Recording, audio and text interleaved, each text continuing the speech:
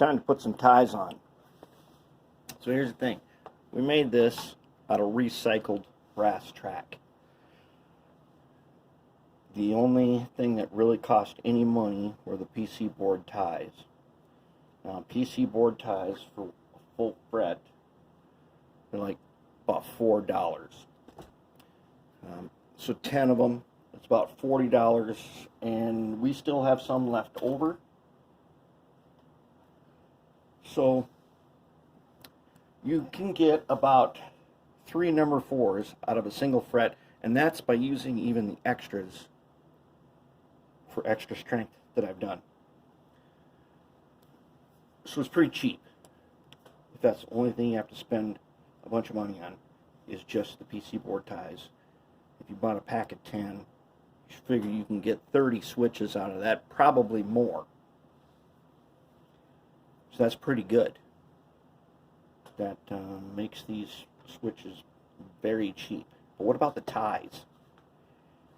So, you ever seen these? 500 pack mini wood sticks I got at Walmart. Got them on sale. They were $1, and I think normally they're $2. You probably looked at them, probably thought about using for ties, but if you've ever used them for ties, you know that they are much thicker.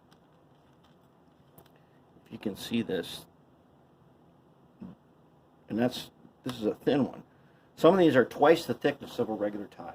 That's a problem, because it sure would be nice if we could use these as our ties, because they're so cheap. So I'm going to show you how we're going to do that. Now, if you are familiar with fast tracks at all, then you probably were introduced to this Pliobond contact cement. I like Pliobond. I know you can get it at Lowe's in a tube, but I also found this. I think I got this at like Ace Hardware. But you can probably get it at pretty much any hardware store. Pliobond. Pliobond has special property for contact cement, and we're going to use that special property right now to do some ties. Now, I've already done one.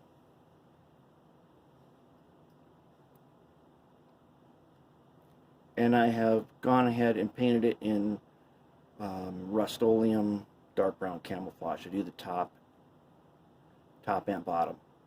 But I don't do this part.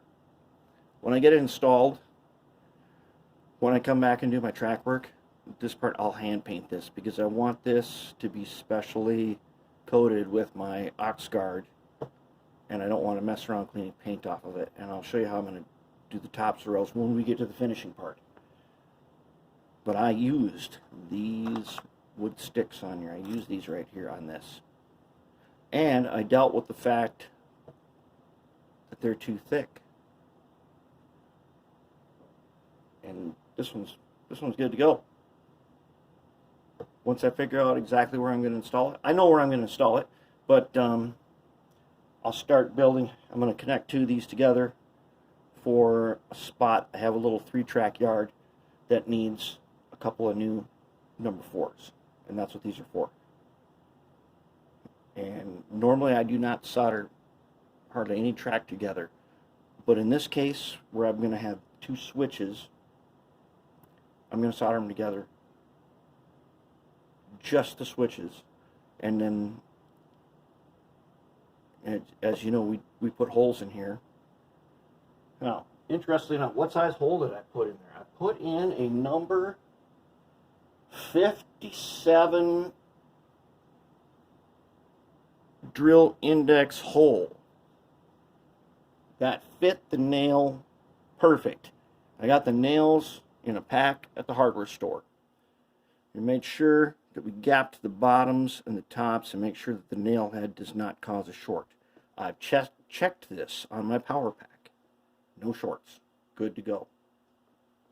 Number 57.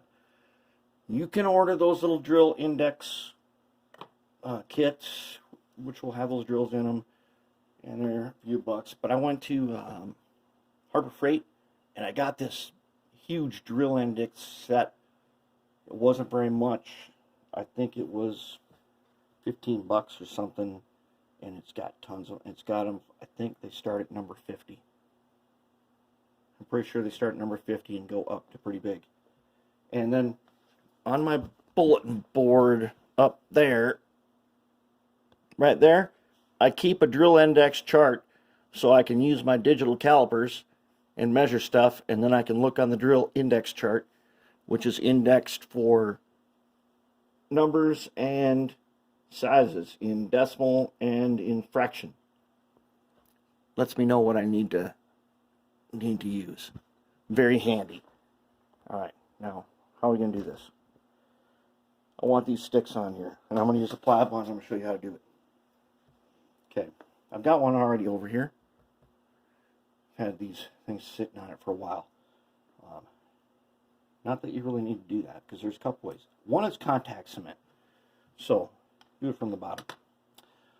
It's contact cement, so you know that if you coat this surface and you coat these, and then you wait, and then you stick them after they've like dried for a while, a half hour or so, till if you touch them with your finger, you don't even stick to them. If you touch them to each other, it's one and done, and it's permanent.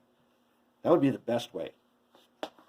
But these sticks, yeah, they are not the most cooperative things in the world, so we're going to use the Pliobond in the way that they show you in the fast tracks. Alright, so I got one of these little things here. Pliobond stinks too. Be aware of that, it really stinks. But it's good stuff, and I like it for this property. If I'm doing something heavy duty with contact cement, where I do not need the special property of Pliobond, then I use regular old heavy duty contact cement, which is much stronger. It comes in a jar like this. But the like countertop contact cement, I find that to have way more strength. But in this case, we need to use the special property, which I'm going to show you, of Pliobond. Pliobond is strong enough for this.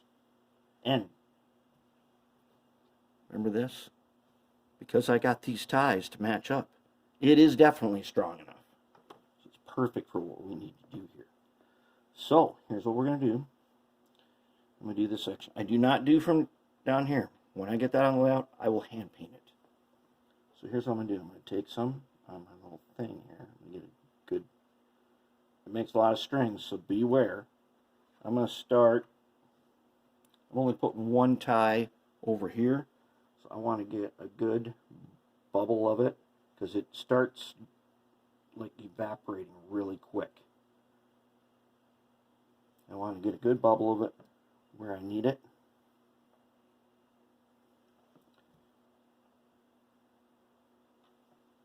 Then I'm going to go ahead and I'm going to stick the tie on right now. The wood soaks up the Pliobond kind of fast.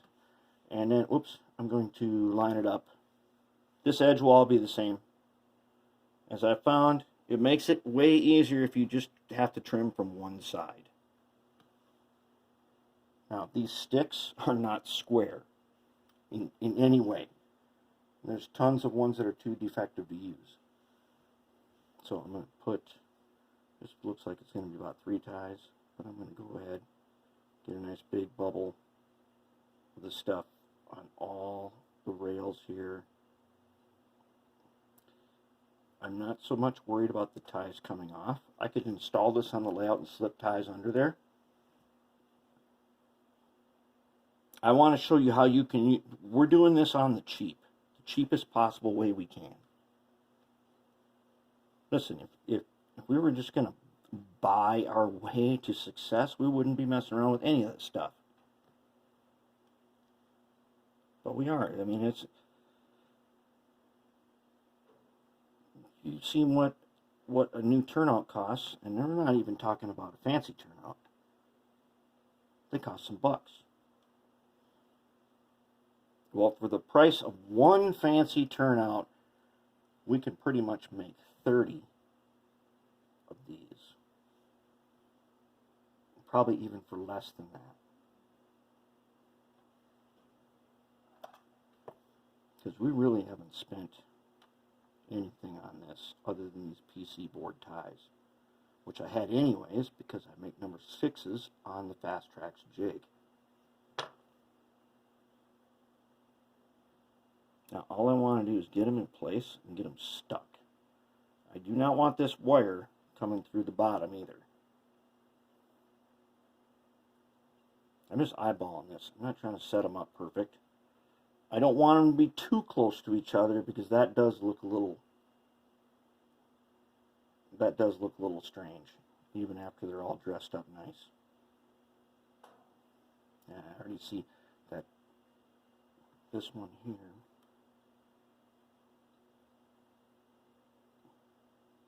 A lot more right there. Okay. Okay. So let's work our way down here.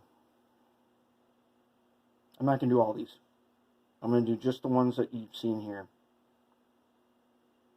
so I can show you where we go from here, and then I'll just do the rest later. We got this. What is this? 5 of them. That's enough to show you what to do. Okay, now if I've got enough Pliobond there,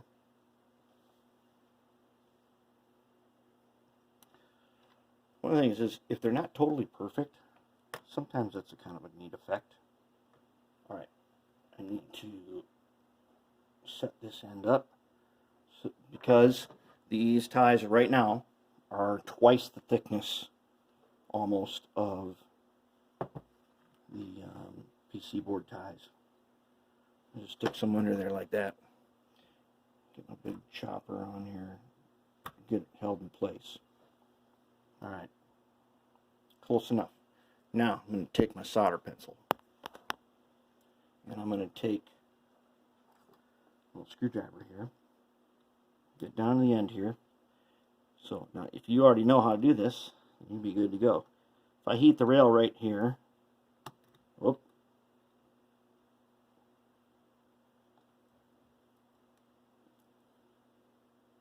if I heat the rail and I see the bubbling of the Pliobond, means it's bonded fully.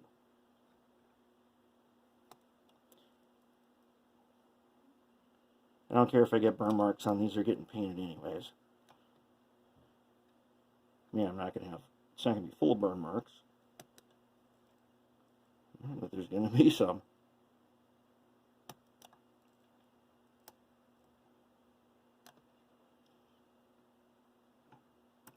This bonds Pliobond right away. That's the cool thing about Pliobond. I've never tried this with regular contact cement, so I don't know if that works. Now here, with the guardrails, I got to do the outside. You see, I'm not taking all that much time to do this.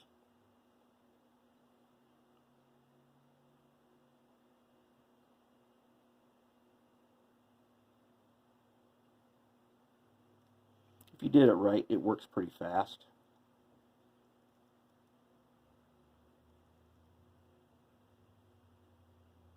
But because they're not all the same size, I need to press down. With this screwdriver, I'm pressing down pretty hard. But yes, you can use those Walmart mini wood sticks. Yeah, the trick is, what do you do once you got them on there and they're too big? Because we can't leave them too big. I'll tell you right now that I found places where I put these in as ties where they needed ties on the tracks. And sure enough, if that little tiny height difference does not cause problems. So we don't want that problem. And I'm going to show you how to deal with that. And we're going to deal with it in a way that you can definitely afford.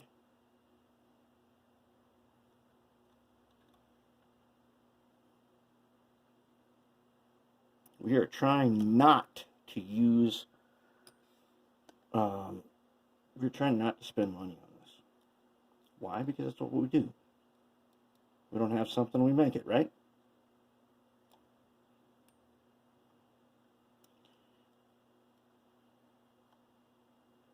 I am firmly against the idea of pay to win. For those of you that play video games, you know exactly what I'm talking about. There are people who pay to win. Thing is, those people have no actual skill at the game, right? They can buy everything to give themselves the instant advantage. Now look, if you are older, you got a little extra income, and you want to get to running trains, I don't have a problem with it. You should, if you got the means to buy the best turnouts they make that are really expensive, you should do that. And as a reminder of that, a good friend of mine had the most fantastic layout I have ever seen, ever. It was a Markland knock layout. The biggest one you can make. And it cost. And about the time it got basically operational, he did die. But he got to see some trains run around, his lifelong dream. So I can't fault people for doing that. Those of you that got less money and more time, well, this is how you do it. And you know what you do? You know what happens when you do this? Oh, they're bonded. They're on there. Nice and strong. Good to go. That's cheap ties. You do stuff like we're doing now. Scrounging for parts, making the things we don't have. Gives you skills that you can use later that you will very much appreciate as your layout grows and troubleshooting becomes more difficult. Knowing what we have done here is going to make a huge difference. It's going to make an enormous difference.